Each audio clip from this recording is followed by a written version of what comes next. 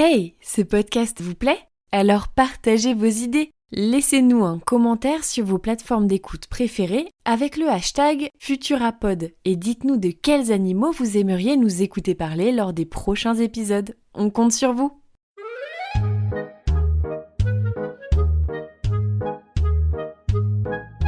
Bienvenue dans Bêtes de science, le nouveau podcast Futura qui fait la part belle aux animaux.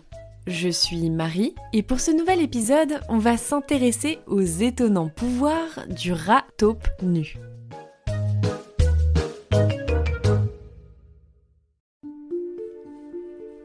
Il n'y a pas à dire, le rat taupe nu est décidément un drôle d'animal. Une peau rose sans poils, de tout petits yeux et de grandes incisives. Bref, un physique que l'on pourrait facilement se laisser aller à qualifier de disgracieux, pour ne pas dire vraiment moche. D'ailleurs, on l'appelle aussi hétérocéphale, une façon polie de dire qu'il a une tête pas très régulière. Cette espèce de souris fripée vit sous la terre des régions arides d'Éthiopie et du sud saharien. Et même si son apparence en rebute certains, elle ne manque pas de fasciner les chercheurs. Car chez le rat taupe nu, croyez-moi, l'habit ne fait pas le moine. Sous ses airs de hamster imberbe, il est une sorte de super-héros de la nature. Sa peau cicatrise incroyablement vite, il est quasiment insensible aux brûlures, semble résistant au cancer, vit étonnamment longtemps et il ne présente presque pas de signes de vieillissement tout au cours de sa vie. Avouez, ça ferait un super pitch pour un film hollywoodien, Captain Rat taupe nu. Mais bien que toutes ces super capacités puissent alimenter notre curiosité pendant des heures, s'il est question de lui aujourd'hui, c'est parce que le rat taupe nu est aussi un grand communicant. Il pépie, il gazouille, il grince. Son monde souterrain est loin d'être un monde silencieux. Mais il y a mieux encore. En enregistrant plus de 36 000 pépiments chez 166 individus hébergés en laboratoire pendant 2 ans, puis en analysant leurs propriétés acoustiques grâce à un algorithme, les chercheurs ont découvert que ces petits rongeurs ont un langage très complexe.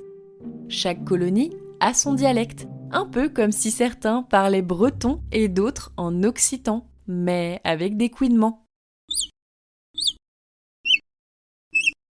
Vous entendez? Cette particularité joue un rôle important dans la vie sociale du rat taupe nu. Elle lui permet de créer des liens solides avec ses congénères et soude la colonie comme une grande famille. On dit que le rat taupe nu est une créature eusociale, c'est-à-dire qu'il vit en communauté très bien organisée, un peu comme chez les fourmis ou les abeilles. Et comme chez ces insectes aussi, sa société est matriarcale. C'est une reine qui dirige et c'est aussi elle qui joue le rôle de la gardienne du langage. Elle est la seule femelle reproductrice du groupe et lorsqu'elle meurt, le dialecte disparaît progressivement avec elle jusqu'à ce que sa remplaçante installe la nouvelle mode. Le langage n'est donc pas inné pour ces rongeurs, c'est quelque chose que l'on apprend et qui change régulièrement. Mais c'est aussi une façon de repérer les étrangers. Et chez les rats taupe nus, ce n'est pas une bonne chose d'être vu comme un intrus, au point que les chercheurs n'hésitent pas à les qualifier de xénophobes extrêmes. Les colonies de rats taupe nus peuvent se livrer à d'immenses batailles souterraines pour envahir leurs voisins et piller leurs ressources. Et il se pourrait même que certains individus aient appris à imiter d'autres dialectes pour pouvoir s'infiltrer sans se faire repérer. Vous voyez, je vous avais bien dit que ce petit animal était digne des plus grands scénarios de films. Quoi qu'il en soit, les hétérocéphales ont encore beaucoup à nous apprendre. En poursuivant leurs études, les scientifiques espèrent découvrir les secrets de leur étonnante culture linguistique, mais aussi de comprendre un peu mieux comment le langage s'est développé chez l'être humain. Car, aussi vilain soit-il, ce petit rongeur a commencé à discuter bien avant nous. Alors, pas si bête, le rat taupe nu. Merci d'avoir suivi cet épisode de Bêtes de Science. Vous pouvez retrouver la chronique originale de Nathalie Mayer sur Futura et le podcast sur Spotify, Deezer, Apple Podcasts et bien d'autres.